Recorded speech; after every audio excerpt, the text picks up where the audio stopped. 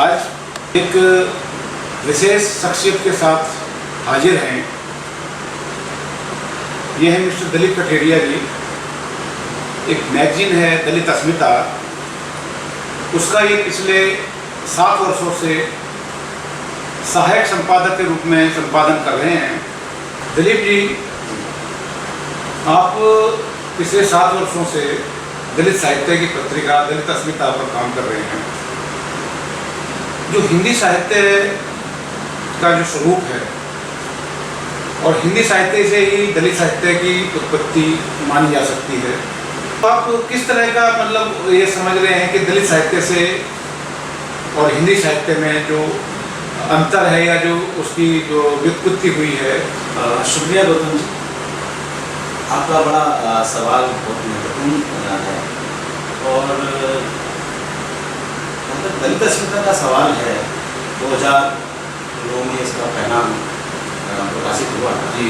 और यह पत्रिका centre for Dalit literature and art, जिसके अध्यक्ष प्रोफेसर विनोद गौड़ा हैं, और इस सेंटर के माध्यम से इस पत्रिका का प्रकाशन पिछले 7 वर्षों से निरंतर जारी है जी।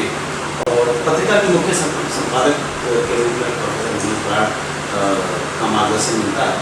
और लेकिन जैसा कि आपने कहा कि दलित साहित्य हिंदी साहित्य का ही हिस्सा है। और अगर मैं ये कहूँ कि बहुत लंबे समय से, सदियों से दलित, आदिवासी और खासी की जो समुदाय हैं, उनको एक बहुत लंबे समय से तमाम मानवीय अधिकारों से वंचित रखा है, यहाँ तक कि शिक्षा का अधिकार भी होने।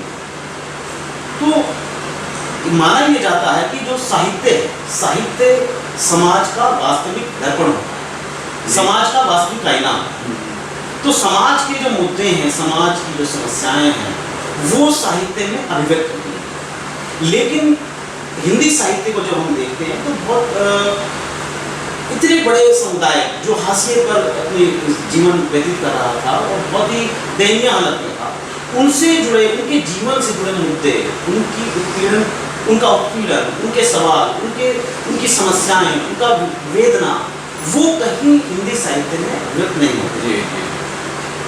ये गैप था हिंदी साहित्य में। जी, हिंदी साहित्य में गैप। तो जब इस समुदाय ने महसूस किया कि एक हिंदी साहित्य में उनके सवाल तो गैर हाजिर हैं, वो जब उन्होंने खुद साहित्य लिखना शुरू किया, तब वो दलित साहित्य के रूप में आपके सामने समक्ष हाजिर हुआ। हमें ये बताइए कि ऐसे क्या आवश्यकता पड़ रही कि दलित साहित्य का दलितों को या दलित उत्पीड़न को या दलित संवेदनाओं को दलित साहित्य में जगह मिली, ना कि हिंदी साहित्य में? शायद इसलिए उभार दलित साहित्य का हुआ।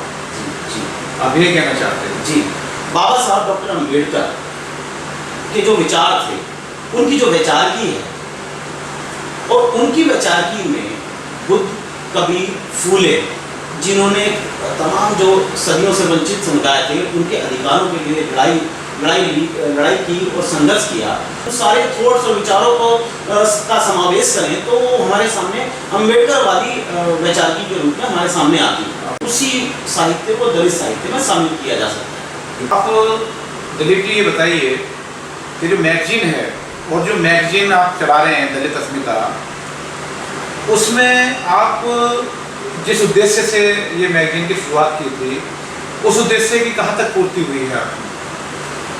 दलित अस्मिता का जब हमने प्रकाशन शुरू किया था तो हमारे जहन में 3-4 प्रकार के उद्देश्य थे, जिसमें हम लोग लंबे समय से महसूस करते थे कि हम अपने प्रयासों से दलित साहित्यिक आंदोलन, जो आज अंतर्राष्ट्रीय मंचों पर भी जाना जाता है, देश की सीमाओं से लांघकर अंतर्राष्ट्रीय मंचों पर भी इसके स्वर सुनाई देते हैं, उस साहित्य को, दलित साहित्य आंदोलन के विकास में अगर हम एक सार्थक भूमिका भी निभा पाएँ।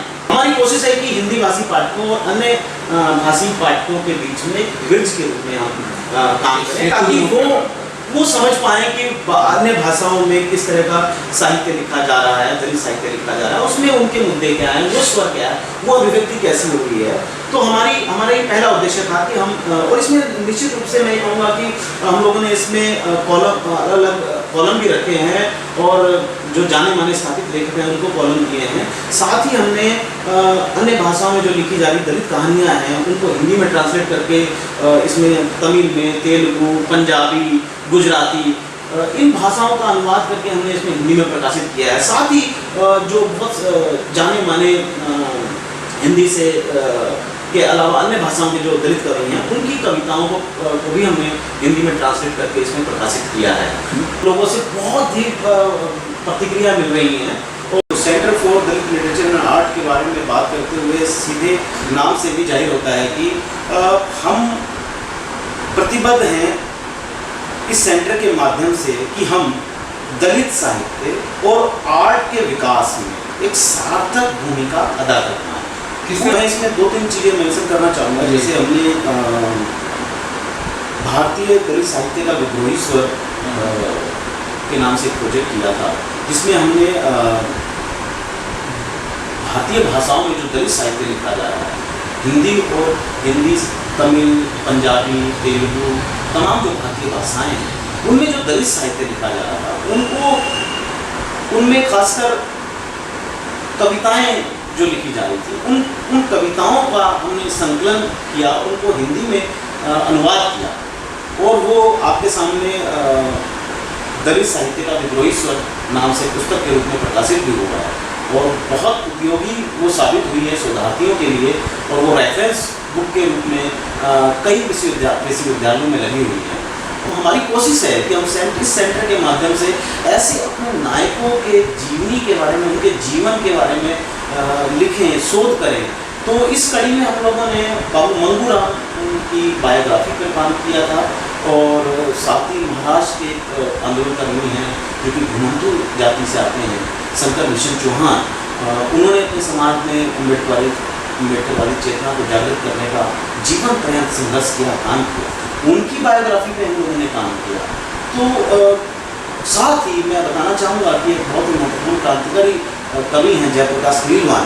तो उनकी जो रचनाएं थी हमने वो उनकी रचनाएं ली और 2 काव्य संग्रह उन्होंने उनके समय की आदमखोर धुन और क्षितिजों के उस पार, तो ये 2 काव्य संग्रह प्रकाशित हुए हैं जो बहुत ही महत्वपूर्ण काव्य संग्रह है।